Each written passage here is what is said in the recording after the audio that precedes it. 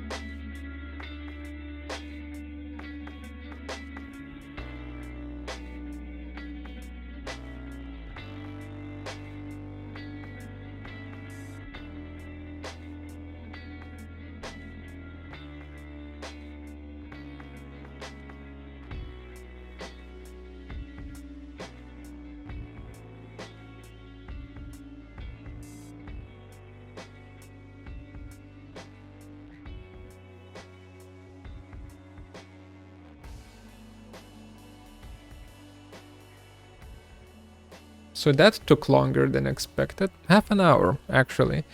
I had some troubles with Boolean operations, and I had some troubles with an interior wall, which apparently I have misaligned when misaligned this area right here when right here when modeling it the first time. So now it's clean. Now it's fine. It's seamless with the exterior wall, so everything should be a-okay. So this step is done. Next step, texturing. And this step is precisely why you see me using Rhino 8. By the way, you can use this opportunity to learn about Rhino 8 instead of Rhino 7. That's because with Rhino 8, well, Rhino work in progress version, which is eventually going to become Rhino 8, McNeil, have revamped UV editor. Let's go for something more simple of this one right here, for instance, right? Where now UV editor opens up in a new window, separate window, and you are able to use a texture, there we go, to show how textures will be tiled, right, on any piece of geometry. So for something like this, the default UV unwrap that's being done inside of Rhino works quite well, but for more complicated things,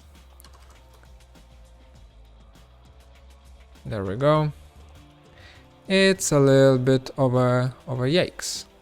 There's quite a few seams that are, you know, not so nice, and we want to get rid of them. Also, Jesus Christ, what the hell is going on here, right? So we're going to be UV unwrapping complex geometries manually, and we'll be doing so by using unwrap command, selecting the object and selecting the seams of the object, right? So basically, where can Rhino cut when it's trying to unfold the geometry into a flat piece so that textures can be projected on it. This is probably going to be a long time lapse, a few hours, and also during which maybe I'll do a separate commentary on the next plan. So enjoy, I guess, enjoy my unwrapping. That sounded weird. Let's.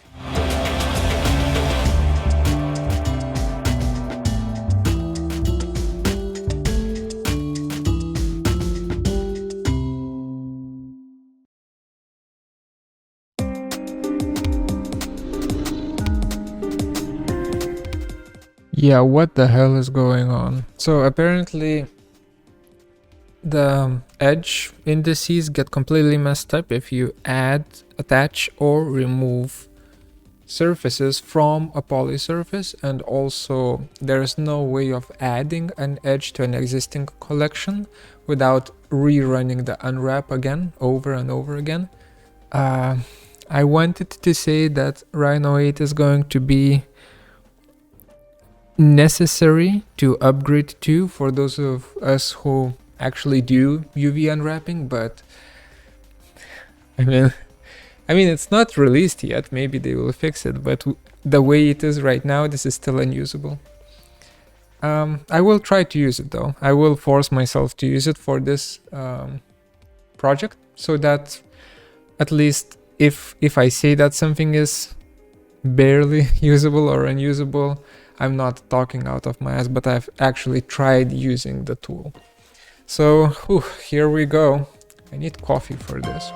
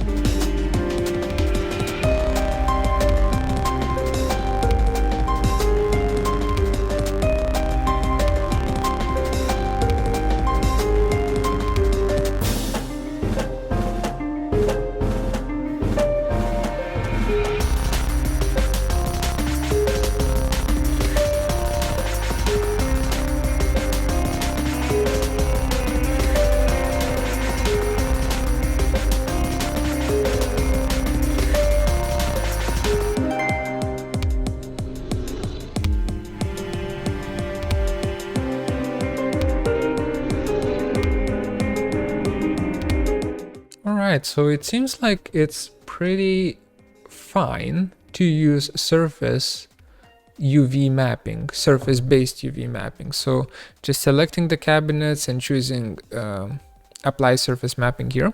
Or if you haven't applied any mapping, I believe surface mapping is by default applied to all NURBS polysurfaces. So just using that instead.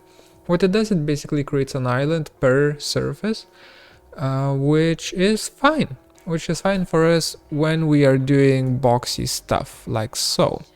It wasn't fine for... Where is it? Hello? Exterior shell. There we go. It wasn't fine for something like this, but for the front here, interior front here, it should be fine. So the next step is going to be a little bit of a mixture. A mixture between me starting to build up the render and starting to build up the materials, and also mapping in places where I need things to be UV unwrapped, mapped out, and so on. You will notice that I will be making like a facade, not drawing, but like a print screen of the facade, and that is going to be used in quite soon-ish. I have plans for it, so just keep in mind that, you know, I will be making a print screen of the facade to be used at later stages. Besides that, there's nothing really to keep an eye out for. I'm just, you know, pushing forward with this project.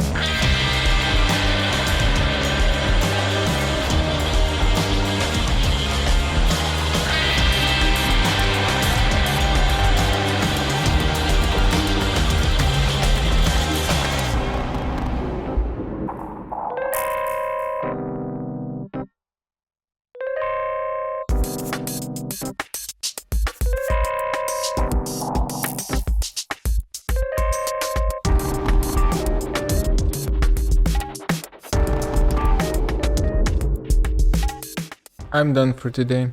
This is it's way past midnight. I need to sleep.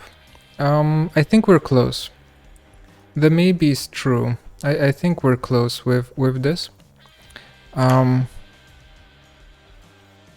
Perhaps more 45-degree angles. The white is too heavy-handed. It's not elegant enough for this type of a interior. It needs to be like 50% opacity, something like that. So almost like barely visible. I want these stamps to be barely visible, but them to be everywhere. So there's still a lot of things to do. We will go through this whole thing. I'm not sure about the patterning. Maybe we keep it. I'll sleep on it. Yeah, I'll sleep on it. We'll see. We're getting through this though. We're getting through this. This has potential. Okay. See you tomorrow. Well, for you it's gonna be like that.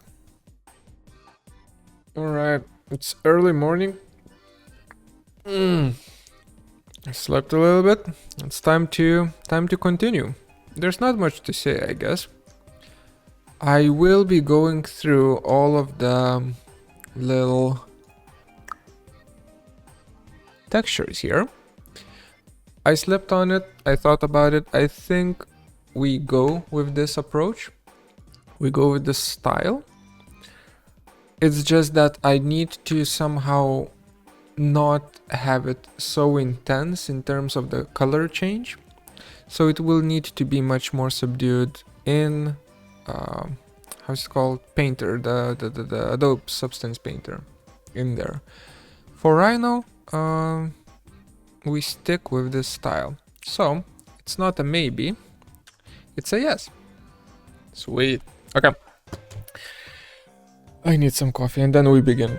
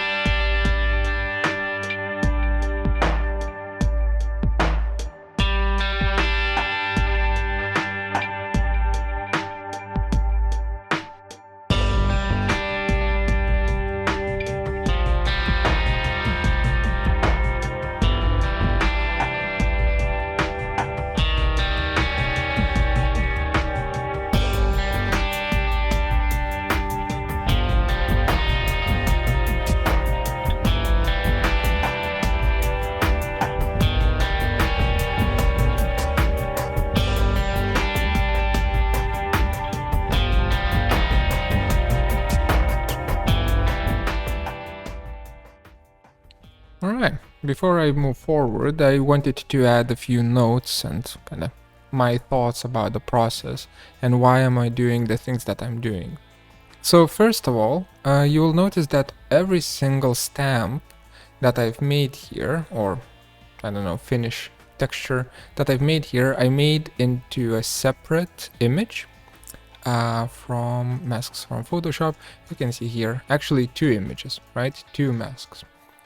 This just creates flexibility for me. I can be flexible in a way of how I unwrap these elements. I can make the cabinets open up and close down, and they will not be weird about it. Like the texturing of them will not be weird, right? So that's one of the most important things, is keeping it dynamic, being able to keep it dynamic. Other thing is, you'll notice this miscellaneous, I guess, miscellaneous texture here. I will be using that in places where I feel like it's good to add in an additional stamp. You know, for instance, this area right here, which is underneath, or rather it's a part of the desk, but it's sloping, so I will need to get in there with an actual stamp and kind of tilt it in a weird way, so I can't have like a, well, technically I can have a separate stamp for it if I just extract this surface and work on it, but I feel like that's gonna be easy enough to do with, you know, a few predetermined patterns that I have here. The PDF making in Rhino is not great. All of these layouts, since they are different in their alignment, they don't plot out properly. You can either choose vertical or horizontal document if it's combined, and there's no option to have uncombined PDFs as an export. You know, every PDF exports separately. There is a Python script that I found on the forums, but that just feels like it's a band-aid on a gunshot wound. It's not a good solution. How is it that we are in Rhino 8 and this is still a function that has not been implemented? Or rather, it's been implemented, but there's no user interface for it. What the heck? Anyway, that I shouldn't talk too much about it. So let's do something fancy. Now I'm going to move all of my geometry, not all, but the needed geometry, the front here, into Substance Painter. I'll texture it and then move it back in, and then we'll start rendering. And I think this is where I might end the video. We'll see. But for now, another time lapse. Let's go. Yeah.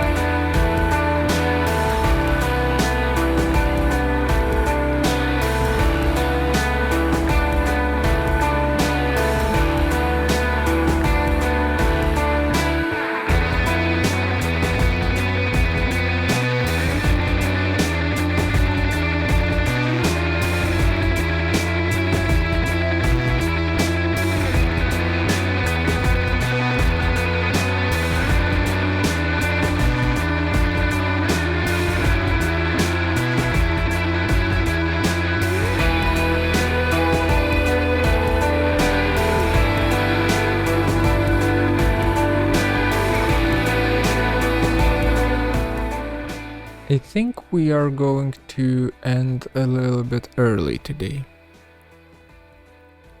I need to think, because this I don't like. I feel like it's too much.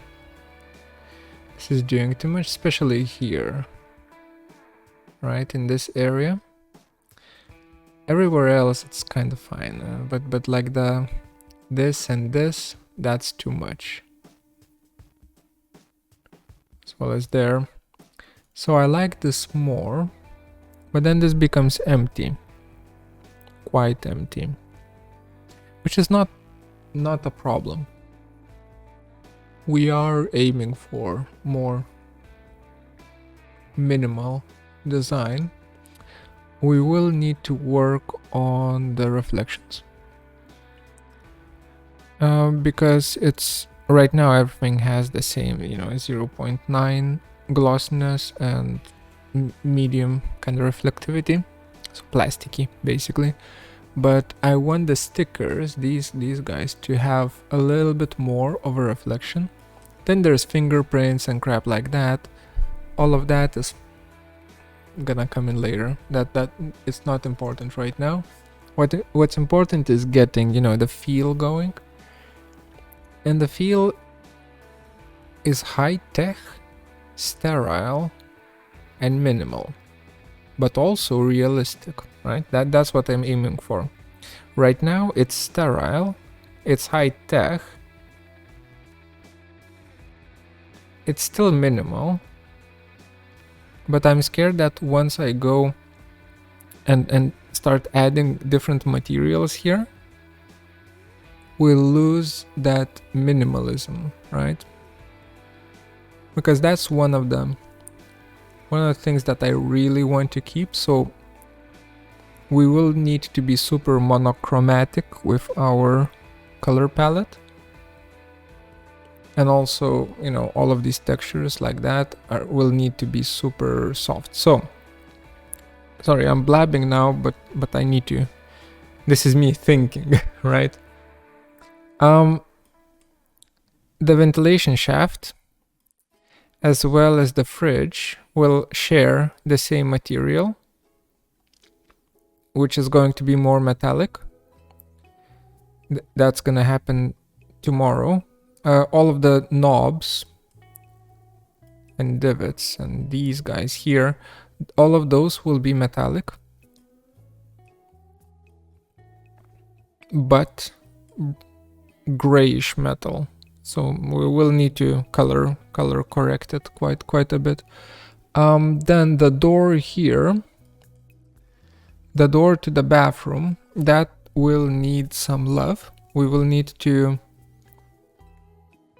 probably do some texture mapping on it, something like this. So that is something that we will need to create. And besides the door,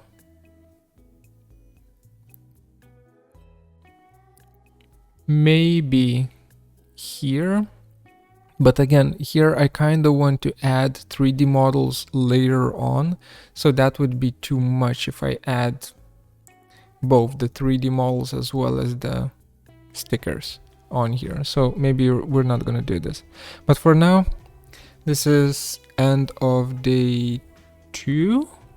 How long have I been doing this? Is this day 3?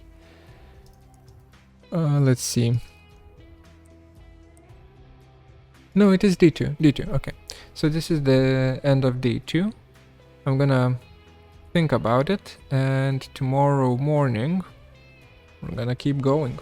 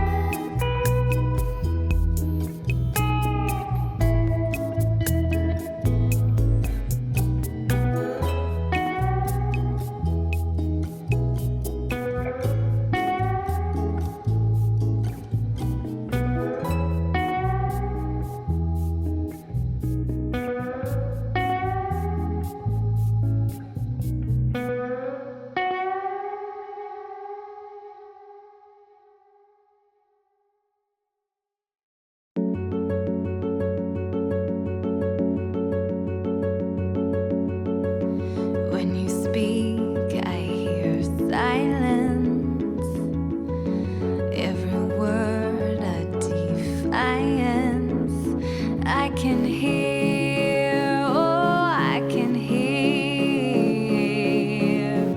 Think I'll go where it suits me. Moving out to a country with everyone, oh, everyone, before we all become one.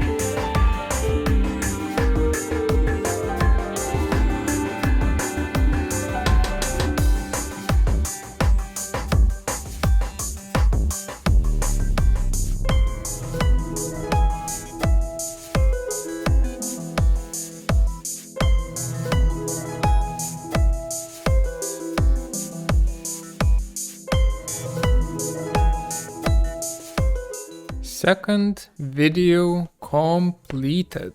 Well, kinda. Mostly completed. Let me go through the renders that I did for the second video to just kind of talk through the ideas and concepts and what I was kind of struggling with throughout this second stage, I guess, of the project. So the first thing was, how do I do sterile, clean, used environment that has different materials in it? I couldn't just kind of start slapping in, you know, dark futon, red phone, blue button, and so on, because I want it to be minimal. I want it to have this kind of a Japanese monochromatic aesthetic to it that is also high tech in 1970s high tech type of a way. So basically all of the lines, axis lines, need to be aligned, and you can't really go away from the initial tone too much. So you need to work within a pretty small scope of color palette, and all you can play around with is the irregularities or the bump of the surface, also the reflectivity and so on of the surface. So those kind of things. I'm not even sure if you can pick it up here, but the floor, if we zoom in, that kind of has, maybe in this reflection here, you can see better, right? The floor has, it's sterile, it's super clean, but it has been used, right? So it's irregular, it has scratches and so on in it. It still has the same tone as the walls, as the door, as everything. Speaking of which, the door, here, like all of these stickers that I worked with, I already talked about them throughout the video, but I'll finish up by saying that this kind of approach is fine, it works, but you can make it much more streamlined, much easier if you wouldn't be planning of having the doors be dynamic, meaning all of the cabinets and all of the doors like this being able to open up and close down, right? If that wasn't the plan, then I could have done it in a much easier way, exporting everything all at once, the whole box, the whole capsule, all as one object, and texturing it with slapping on a single texture. But because I want all of the objects to be individual, I had to separate out the textures. So this worked out quite nice. I like the aesthetic. I think the aesthetic is fine. I think the intensity is good. This is what I want. Maybe it needs to be even less, but at this stage I'm scared of moving it even lower. So we're sticking to that. Yeah, another shot where you can see the surface irregularities and the tones are basically identical between each other, right? Then the glossiness and reflectivity. So the stickers initially are, basically very, very glossy, while the cabinets themselves are not. So anything that is sticker material, that has initially a higher glossiness value. I think this works quite well. It catches light very nicely. We will see how that translates into Unreal Engine. And this is me kind of hinting at what's the next step of this project. So while you're looking at the final, or not the final, the last render, I'll talk about the next step. So third video is going to be of me taking this and moving it over to Unreal Engine and making it into a playable environment. Also, up until this point, everything that I've done, I will upload it for my Patreons, for the Patreons of the channel to download. So if you want this file, these textures, this everything, then consider supporting the channel. If you support the channel, you get these things, right? So link, video description, blah, blah, blah. With that out of the way, Unreal Engine 5 that is going to be a little bit tricky in terms of reflections and how do we make them realistic, how do we make them work. So I need to do a little bit of research about it. So the third video, that's probably going to be a few weeks from now. In terms of the format, this kind of a paired format of time-lapse and me just kind of blabbing along, just talking. Let me know if you like it or not. Even if you don't let me know in the comments, I will look at the statistics of how well this video is doing, and I will figure it out from there. We'll see. Anyway, I should stop now. I'll see you in the next one. Later. Than once, not me, not me.